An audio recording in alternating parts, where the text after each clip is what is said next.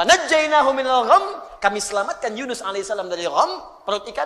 Wa kadzalika nunjil mu'minin. Kalau ada orang-orang beriman setelahnya mengalami situasi yang serupa, bahkan masuk ke perut ikan pun dia berpikir, saya selamatkan kata Allah.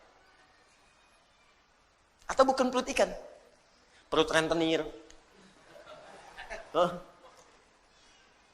kredit yang belum lunas, riba yang belum tuntas, lilitan utang.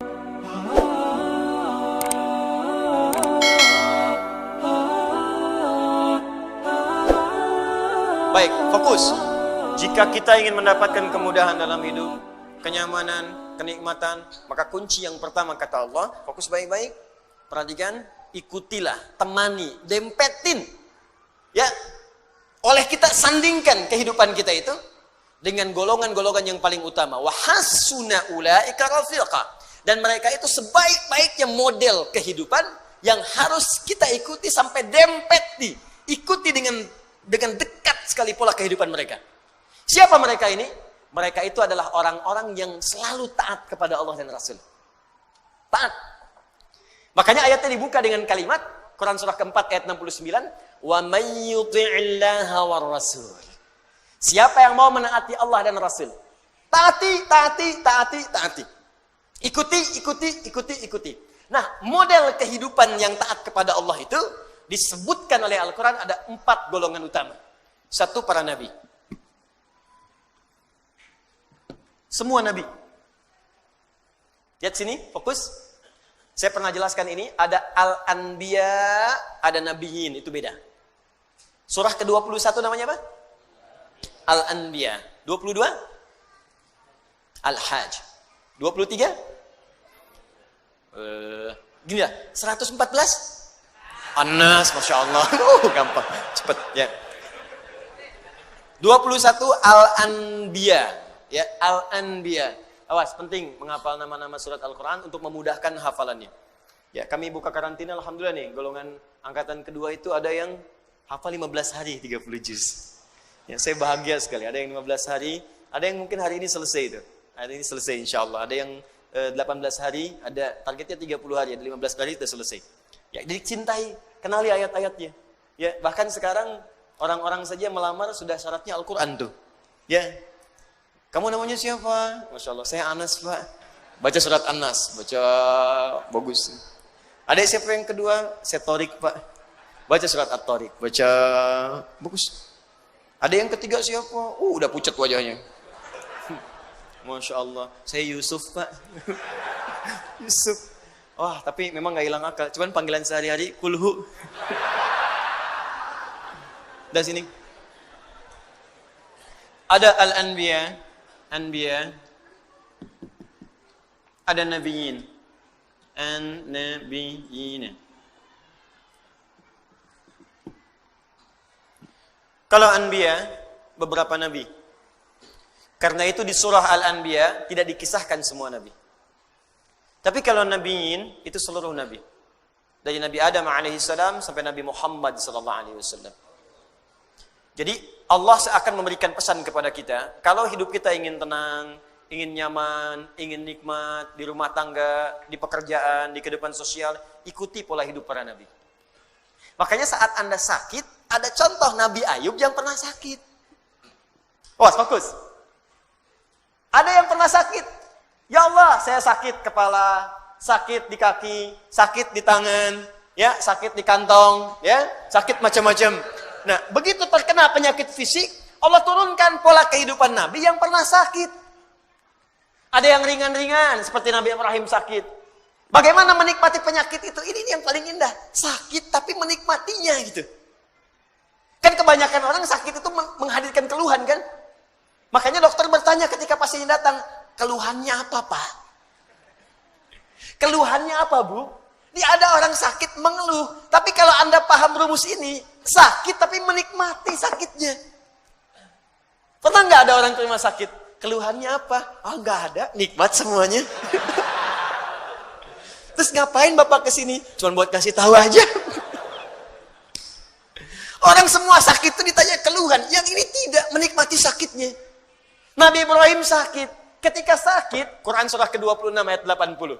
Wa idza maridtu fahuwa yashfin. Kalau saya sakit, pasti Allah sembuhkan. Enggak ada keluhan. Allah, Engkau yang memberi saya makan, Engkau yang memberi saya minuman, Engkau yang menghidupkan saya, Engkau yang mewafatkan saya. Seperti Engkau menyehatkan saya dengan makanan dan minuman, saya sakit pun pasti Engkau sembuhkan. Enggak ada keluhan yang keluhan. Yang dahsyat Nabi Ayub. Ketika Anda berkata, itu kan penyakit biasa Ustaz. Tapi saya ini kena jantung. Jantung. Tapi kan masih hidup, Bu. Kematian itu tidak ada hubungan dengan jantung. Kematian itu dengan ajal. Ada orang nggak sakit jantung pun kalau sudah tiba waktunya meninggal juga. Gitu. Tapi kan ginjal saya tidak berfungsi. Tapi kan mata ibu berfungsi. Ya. Tapi kan telinga bapak berfungsi. Lisan kita berfungsi. Maka ketika ada orang mengeluhkan penyakitnya, Allah turunkan penyakit yang paling dahsyat yang pernah dialami oleh seorang nabi, yang tidak pernah dirasakan oleh orang sebelumnya dan tidak akan pernah dialami oleh orang setelahnya. Supaya nggak ada yang mengeluh lagi. Ketika mengeluh, Allah kemudian balikan. Ini aja nabi saya uji, dia nggak mengeluh. Kamu bukan nabi, kenapa mengeluh? Tapi kan dia nabi, ya Allah. Diturunkan ayatnya. Kalau ada orang yang bukan nabi pun mengikuti amalannya, maka saya akan berikan kenikmatan yang sama seperti dia mengalaminya. Maka turunlah Quran surah ke-21 ayat 83 sampai 84 itu. Wa ayyuba idznada rabbahu anni massani yadurru wa anta arhamur rahimin. Kata Allah, hei, saya akan buka kisah Ayub alaihissalam supaya kalian belajar. Ketika ia mulai bermohon kepada Allah, saat sakitnya mulai mengganggu dia untuk ibadah. Di saat sakitnya itu biasa, beliau nikmati aja. Nikmati, sholat ya sholat, ibadah ya ibadah, gak ada keluhan. Istrinya bertanya, Papa, kenapa gak minta kepada Allah sembuhkan? Kata suaminya, berapa lama kita sehat dan senang? 20 tahun. Berapa lama kita diuji dengan sakit dan begini? 7 tahun. Nanti aja, kalau sudah sakitnya sama dengan sehat 20 tahun, baru saya minta kepada Allah. Saya malu, dikasih sehat 20 tahun, saya senang. Kenapa ketika dikasih sakit untuk ibadah selama baru 7 tahun, sudah mengeluh? Bukankah semuanya datang dari Allah untuk kita beribadah kepada Allah? Dikasih kaya 20 tahun, kita senang. Diuji dengan fakir baru 7 tahun, sudah mengeluh. Saya malu. Nanti aja kalau ujiannya sudah serupa. Jadi bagi Nabi Ayub, nggak ada bedanya. Harta ada, nggak ada harta, tetap ketaatan kepada Allah meningkat. Sakit dan sehat, nggak ada bedanya bagi beliau. Sehat ujian untuk beramal sempurna, sakit untuk banyak istighfar. Bukankah ketika sakit ada peluang dosa kita diampuni? Tuh. Dikala cara berpikir kita seperti Ayub alaihissalam, diajarkan ini zikirnya. Apa jawabannya? Fastajabna. Fakashafna ma bihi min dhurrin wa atainahu ahlahu wa mithlahum ma'hum rahmatan min indina. Belum selesai sampai sini. Wa dzikra lil 'abidin. Ketika Nabi Ayub alaihissalam bersabar dengan penyakitnya, beliau menikmatinya, dan ketika mulai mengganggu penyakitnya untuk ibadah, baru bermohon kepada Allah, ya Allah, penyakit ini sudah menghambat saya untuk ibadah. Jadi minta sembuh itu bukan sekedar minta sehat, supaya ibadahnya nggak keganggu. Jadi ketika sakit biasa saja, ketika ibadah terganggu baru minta sembuh. Tuh. Ya Allah, kaki saya sakit. Jangankan kamu, banyak yang sakit kaki. Ya Allah, sakit di kaki ini sudah mulai mengganggu saya untuk bisa ke masjid berjamaah. Begitu caranya. Ya Allah, kepala saya sakit. Banyak yang sakit kepala. Ya Allah, penyakit di kepala ini sudah mulai mengganggu saya untuk khusyuk berzikir kepadamu. Itu caranya. Jadi begitu Anda menikmati itu untuk kepentingan ibadah, ditutup dengan kalimat wa dzikra lil 'abidin. Ini aku ingatkan untuk hamba-hambaku yang lain selain Ayub. Jika kalian mengalami hal yang serupa, amalkan amalan seperti Ayub merasakannya. Nabi. Anda berdagang, Anda bisnis, Anda bekerja, Anda berdakwah, Anda mengajar. Apa Anda kira akan mudah menyampaikan semua itu? Belum tentu. Kadang-kadang ada saingan, Anda yang ikut tender, mereka yang menang, padahal nggak ikutan sama sekali. Ada yang kemudian berusaha menyingkirkan, menyungkurkan. Ada yang mengajar juga, kadang-kadang ada yang menyoal.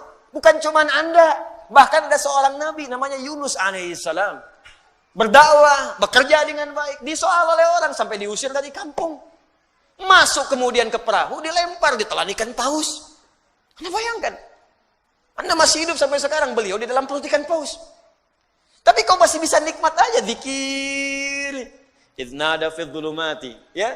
Baca ayatnya wa dhannuni. Baca ayatnya 86 sampai 87-nya. Wa dhannuni idh dhahaba mughadiba, ya? Wa dhanna an lan naqdiru alaihi fanada fi dhulumati alla ilaha illa anta subhanaka inni kuntu minal zalimin. Tadinya gelisah, nggak enak tuh. Ditelan dalam perut ikan paus. Kira-kira tuh di dalam perut ikan paus itu, maaf ya, terang atau gelap? Udah pernah masuk? Hah? Pengap atau nyaman? Ya, kita kebayang aja pasti pengap, sempit pengap. Dalam perut ikan yang sangat besar itu sempit pengap, tapi masih bisa berzikir kepada Allah. Allah ilaha illa anta subhanaka inni kuntu minadh zalimin. Allah ilaha illa anta subhanaka inni kuntu minadh zalimin. La ilaha illa anta subhanaka inni kuntu minadh zalimin. Allahu akbar. Apa jawabannya? Fastajabna lahu. Ya, wa najjaynahu minal gham. Perhatikan jawabannya. Tadi Nabi Yunus alaihissalam masuk ke dalam perut ikan paus. Tapi ketika dijawab doanya, jawabannya bukan mengeluarkan beliau dari perut ikan paus. Ya. Kalau mau konsisten, fastajabna lahu wa najjaynahu minal hut. Kami jawab doanya, kami bebaskan dia dari perut ikan itu, kami keluarkan. Tapi yang terjadi adalah kalimatnya indah. Fanajjaynahu minal ghammi. Gham. Apa itu gham? Gham itu awan gelap yang menaungi. Gelap. Tiba-tiba gelap. Bahasa Spanyolnya puek. Udah siang, masih siang, udah gelap. Gelap. Fokus. Jadi ada ghamam, ada gham itu beda. Kalau ghamam itu awan teduh yang menaungi. Ghamam. Al-Baqarah ayat 57. Wa dhallalna 'alaikumul ghamama wa anzalna 'alaikumul manna wassalwa. Paling kiri sebelah bawah. Ayo mana Qurannya? Di ada ghamam, ada gham. Kalau gham itu awan gelap yang menaungi. Maksudnya ini bahasanya tinggi, bukan awannya. Tapi suasana gelap yang mencekam. Kadang kalau orang sedang ngelihat awan gelap, siang-siang gelap, perasaannya bagaimana? Gak enak ya? Gak enak, jalan gak enak, perasaan gak enak. Yang dimaksudkan di sini bahasa kiasan. Ada orang yang mengalami situasi yang gelap, bikin sesak. Seperti Nabi Yunus berada di perut ikan paus. Suasana gelap, bikin sesak. Mungkin tidak harus masuk ke perut ikan. Anda ikut pekerjaan, tiba-tiba dijahili oleh orang. Anda yang difitnah, bukankah gelap? Pulang-pulang siang tapi sudah longlai. Nyampe rumah nggak ada senyum. Anda yang ikut ujian, begitu mau wisuda, ada nilai yang hilang belum sampai, tiba-tiba gelap. Anda yang sudah mau lamaran, besok mau nikah, tiba-tiba pasangan berubah keputusan. Gelap. Seketika kan gelap, ya Allah. Padahal situasi siang.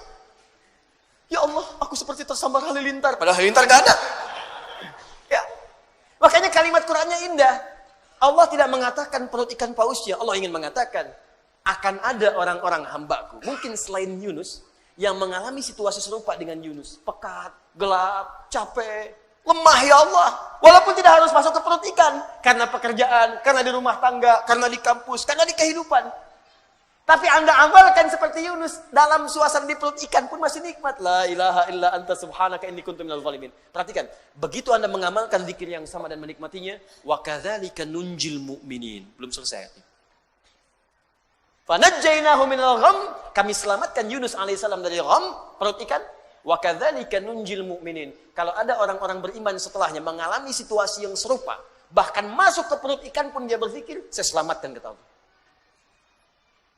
Atau bukan perut ikan, perut rentenir, kredit yang belum lunas, riba yang belum tuntas, lilitan utang, ya, kehidupan rumah tangga, masalah sosial, minta la ilaha illa anta subhanaka inni kuntu minadh zalimin. Uang belanja belum kunjung datang, la ilaha illa anta subhanaka inni kuntu minadh zalimin.